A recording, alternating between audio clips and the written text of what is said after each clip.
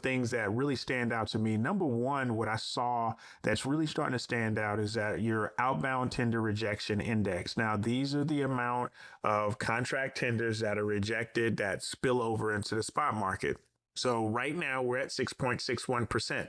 So basically what that's telling you as a small carrier is that roughly about 93.5% of contracted freight is being hauled, and 6% of it is being spilled over into the spot market as a rejection.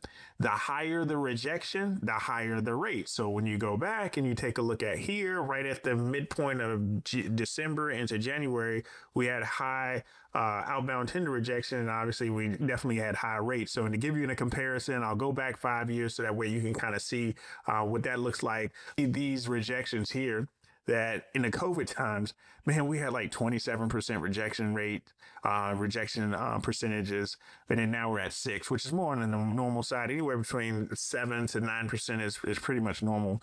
But just wanted to give you an insight on what that looks like. So right now, again, we're sitting right at 6.61%.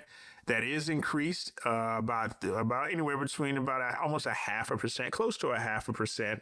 So once that moves up, we can kind of move forward on that. So that's where we are as far as our outbound rejection. So we'll go back to our screen, and it shows that we've got a 1% month change over that. The next thing that I think that's been pretty cool to see is we're finally seeing volumes tick up, right? So volumes has now hit 10,419 as far as an index standpoint, which is up. It's up, considering the fact we were in the nines a little bit over the last 2 weeks. We've been in the nines, 9422 back May 25th. So we've been down in the nines. So seeing that kind of rebound is really, really a strong indicator that things are showing a little bit of balance. From a small carrier perspective, obviously, we'd love to see these volumes over here in the 15s and 16s like COVID. Not going to happen anymore, but at least seeing them in the 12s, anywhere in the high 12, mid high 12s, I think that would be a good indication of where we're at as far as the small carrier market. The super successful people are part of the 1%. They're part of that very, very small percentage. That's why I don't want you to do things that everybody's doing. I want you to do the small things that nobody else is doing. The people that are most successful in this business treat it like it's the only thing that's bringing income into their household. If you do that, then you'll have the same results. The people that I see most successful in this business operate like they have no other chance. They have nothing else going. This is the only breadwinner that they have in play. I'm Adam Wingfield, and this is the FreightWaves Playbook. The next thing we look at is the overall diesel fuel prices. Diesel fuel prices are down to $3.45 on the rack, which is really, really good for us. As long as it kind of stays around $3.50, I think that we'll have some good things heading into the summer when it comes down to it. Then when we spill over into the spot rates, and let's look specifically at your van spot rate per mile, it has dropped. It started off, we got to a high about 230, 233 actually back on May 18th, and that was the highest that we've seen, honestly, since, if you want to go back to about February. But 233 is where we were at as far as a high. That was during Blitz Week. We're now kind of just dropped off a little bit down to 228. That's the National Truckload Index that we have over the last 7 days. Obviously, we've been watching that. That's a really strong indicator on where the spot market's looking at from that standpoint. And that's the one thing that I want you to be very, very mindful of. Now, as far as areas and regions, and I want to give you a few areas that stand out in terms of rejections. And let me tell you, and let's take a look at this bottom left-hand screen.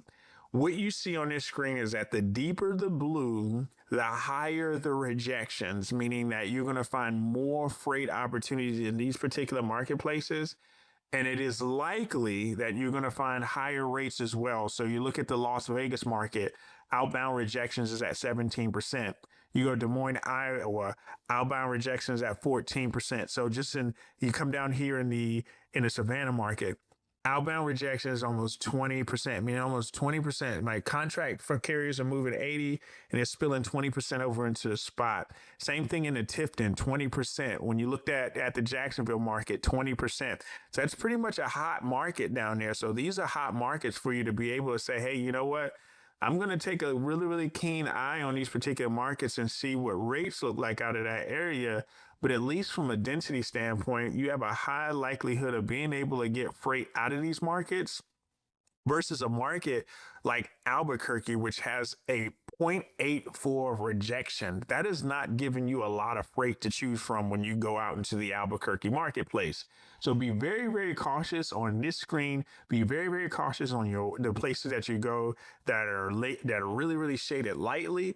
And then the ones that you're shaded heavily on the blue and the darker blue side, especially in the dark blue, you know that rejection is going to be high. The next thing that I want to look at in terms of that is the spot market conditions, so you can see rate changes over the last 4 days. So the ones again with the darker blue, meaning that you're going to have a higher rate change than you're going to see in the reds. The ones with the red, you can see that there's going to be a decrease in overall rates. So get yourself an impression of the screen. I'm placing my truck in areas where I'm not going to be in that dark red. Anything, if I can be in a neutral area, like Greensboro is pretty neutral when it comes down to that. Blue, sometimes that's going to be what we call fool's gold, because sometimes that's going to put you into an area that you're not going to want to be.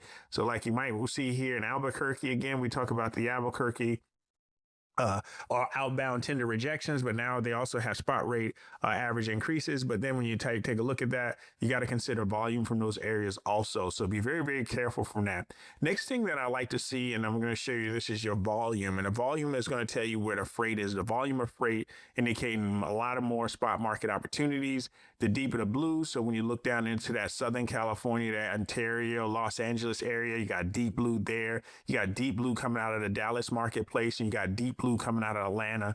These are areas that you're going to be able to find a really good volume mix that's going to help keep the truck moving, provide you with a significant amount of volume, which is really, really important to see.